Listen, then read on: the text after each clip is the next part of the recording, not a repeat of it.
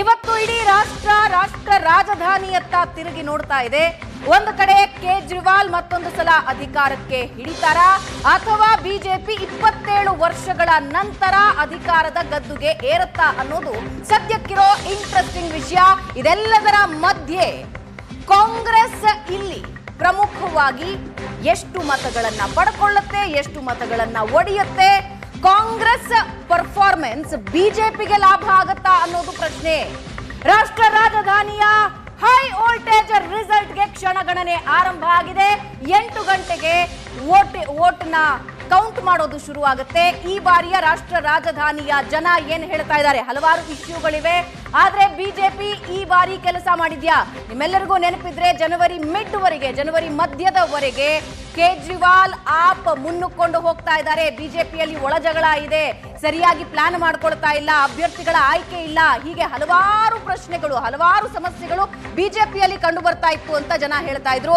App ಕಡೆ ವಾಲುತ್ತೆ ಈ ಬಾರಿಯ ಎಲೆಕ್ಷನ್ ಅಂತ ಹೇಳ್ತಾ ಇದ್ರು. ಆದ್ರೆ ನಂತರ ಜನವರಿ ಎಂಡಿಗೆ ಬಿಜೆಪಿ ತನ್ನ ಅಖಾಡ ರೆಡಿ ಮಾಡ್ಕೊಳ್ಳೋದಕ್ಕೆ ಶುರು ಮಾಡ್ತು.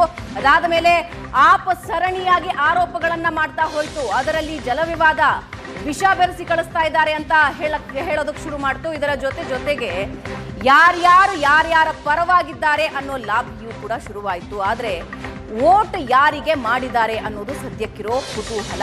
8 ಗಂಟೆಗೆ ಕೌಂಟಿಂಗ್ ಆರಂಭ ಆಗತ್ತೆ.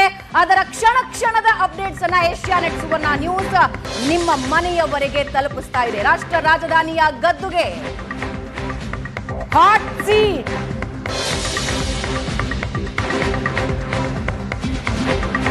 ಬಂದಿರೋ ಮಾಹಿತಿ ಪ್ರಕಾರ 46% ಮಹಿಳೆಯರು ವೋಟ್ ಮಾಡಿದ್ದಾರೆ, 54% ಪುರುಷರು ವೋಟ್ ಮಾಡಿದ್ದಾರೆ.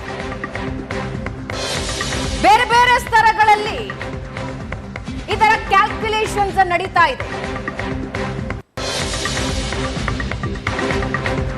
ಜಾತಿಗಿಂತ ಹೆಚ್ಚಾಗಿ ಇಲ್ಲಿ ಕ್ಯಾಲ್ಕುಲೇಟ್ ಆಗ್ತಾ ಇರೋದು ಮಧ್ಯಮ ವರ್ಗ, ಕೆಳ ಮಧ್ಯಮ ವರ್ಗ ಮತ್ತು ಕೆಳಸ್ತರದ ಸಮುದಾಯಗಳು ಯಾರಿಗೆ ವೋಟ್ ಮಾಡಿವೆ.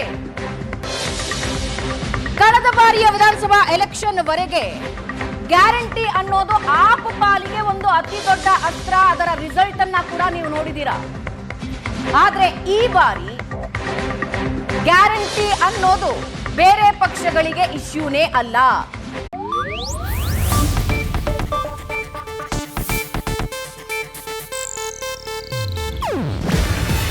ಇದು ಏಷ್ಯಾನೆಟ್ ನ್ಯೂಸ್ ನೆಟ್ವರ್ಕ್ ಪ್ರಸ್ತುತಿ.